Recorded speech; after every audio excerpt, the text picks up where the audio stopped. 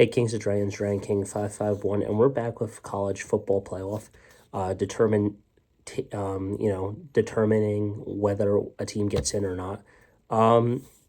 So there are a couple key factors, and then I'm also going to talk about the old BCS format from this article.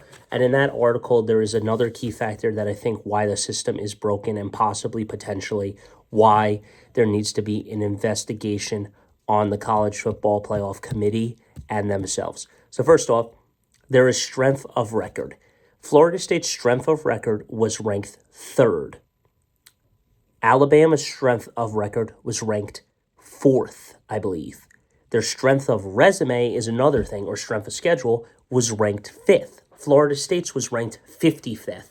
Georgia's were ranked, I believe, 6 and 5 themselves or something like that. So that is one thing, is the strength of schedule holds more weight than the strength of record, which really sucks. I find it infuriating, and I find it very, very bad. Now, there are key factors. There are other key factors. If a player goes down, are they the same team?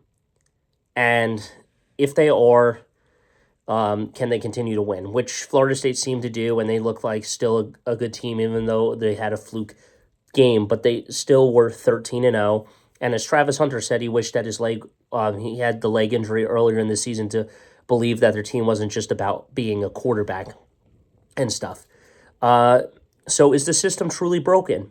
The 12-team expansion is happening next year. A 10-2 team could make it. Say Penn State this year, they're 10-2. They could make it over an 11-1 team because of their resume and their schedule and potentially their record and stuff, a strength of record and strength of schedule, or they could beat a 13-0 team out, which is going to be devastating for some of these 12 teams, because that they played Ohio State and Michigan, and due to the fact that Michigan beat them, which holds a lot of weight as being defeated by the number one ranked team in the country now, and also being defeated by the seventh best team in the country.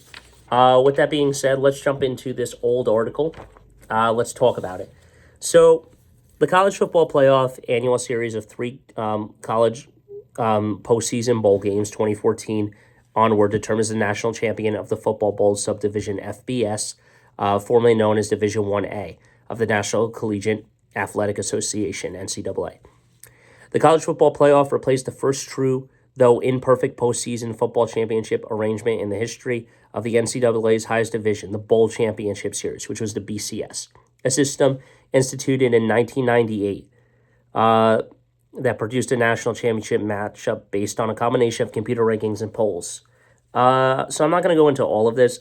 As a result, many seasons ended with split championships. I've already talked about how in 1954, all the way up to the last year, which was the last year was when we had a split championship, was 2003 and 04, but all the way up to where Michigan won in 97, 98, where some team claims it more. So, obviously, I'm not going to read the full summary of this, but I have it in a better writing here because this is just the better version of that. I don't feel like going into all of that. The College Football Playoff has existed for over 90 years. College football has become more competitive over the years since only 4 teams make the college football playoffs and get to compete for a national championship, which is really frustrating because how do you take that long to defend and create a college football committee over 90 years of the sport being around and take forever to make an actual football playoff to determine a national champion? And how do you not make a 12-team expansion or a 14 expansion, 14 teams like the NFL, to determine who gets to play into those playoffs and get a chance to play and represent for the Super Bowl? Why did it take you so long? Teams actually do not make the playoffs based off the performance they have during the season. The technique that is actually used is that a committee will select the 4 teams based on their schedule and committee voting. Getting into the college football playoffs is not just determined by your record, which really infuriates me. It should be determined by your record if you don't have a blemish on your record.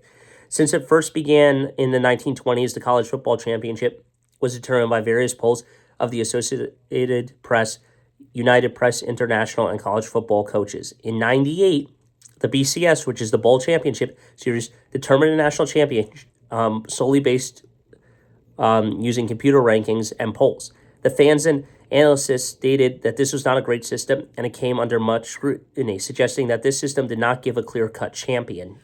And that is true. The other thing is that in this system, there was also bribery and outside things that went wrong. And this is why I bring this up, because if there was bribery in the BCS format, there's no way that there is not bribery and potential stuff going around where they think that there was more money between the brand of Michigan and the brand of Alabama, and that's why they wanted them to play each other in the Rose Bowl instead of having Florida State versus Michigan, because they didn't want another TCU thing. And I personally believe it's about money and stuff for TV ratings and everything else, and there was probably some bribery or some other nonsense going on there. That's why they wanted to get paid. They wanted a payday for all their refs and everyone else. So yeah, it was not a great system, and it came under much scrutiny. For example, the first year the system was truly invented, one ranking website said that Michigan was the national champion, and another ranking website said that Nebraska was the national champion. In the year, the committee decided to give both teams the national championship.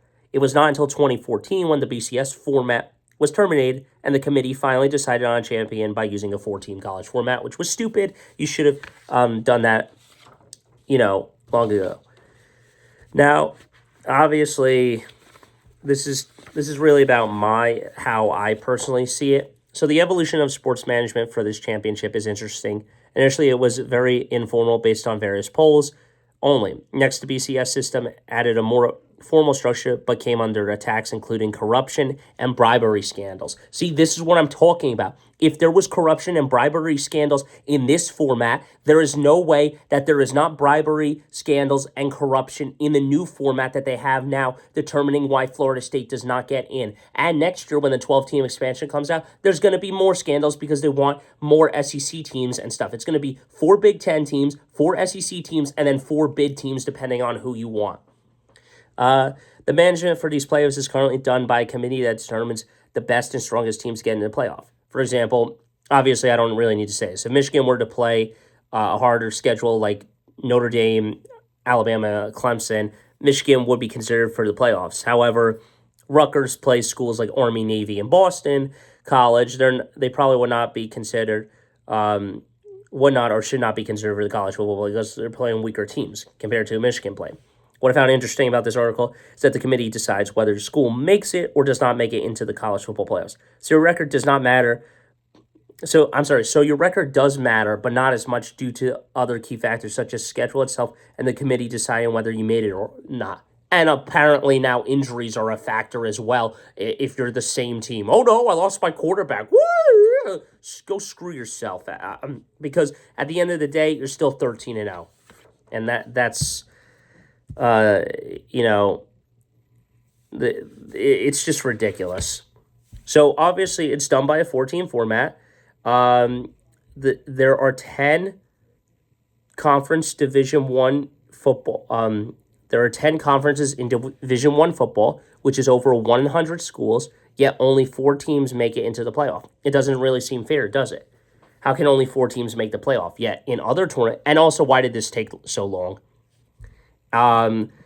Yet in other tournaments, such as the March Madness for basketball, 68 teams make those playoffs. It really makes no sense for the college football playoffs. The first change I would make, if I was the general manager, is to increase the number of teams in the playoff.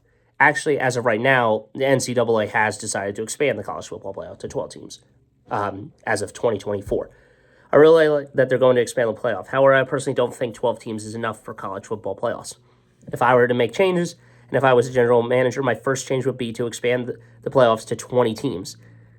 The way this would work would be taking the 2 best teams from each conference, as there are 10 conferences in Division 1 football. I know that would probably be bad because a lot of teams would get beat out.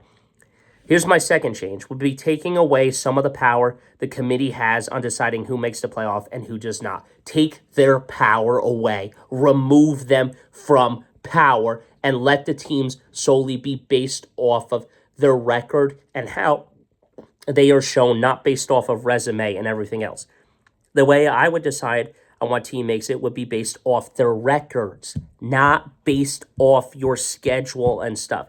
Taking the team that wins the conference and the runner-up that is right behind them for each conference is the way I would do it. During the regular season, a team will play 12 games.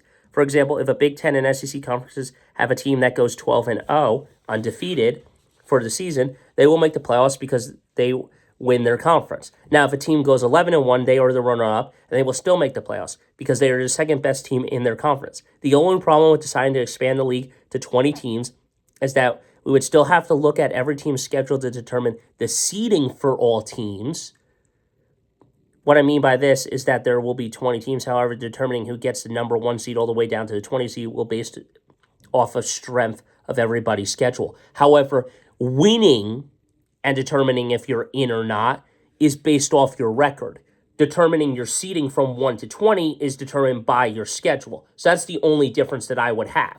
And yeah, that's the only difference I had. Now, I'm not going to read the statement again. I've already basically had it, but he's totally right. I'm disgusted with the format and everything else.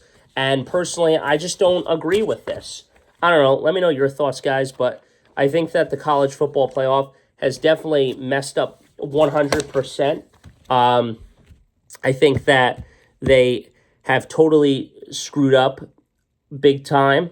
And ultimately, I think that there is some corruption and bribery scandals in the college football playoff as of now. If there was it years ago in the BCS format, all the way up until, all the way up to 2013, started in 98, and it was around for that many years, 15 years or so.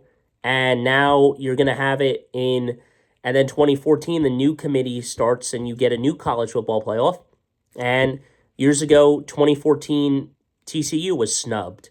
Then 2017, Alabama, Nick Saban cries like a little crybaby on national TV because he didn't get a play in the conference championship, and therefore now he can't represent and get a chance to be into the playoff, and they still allow him in.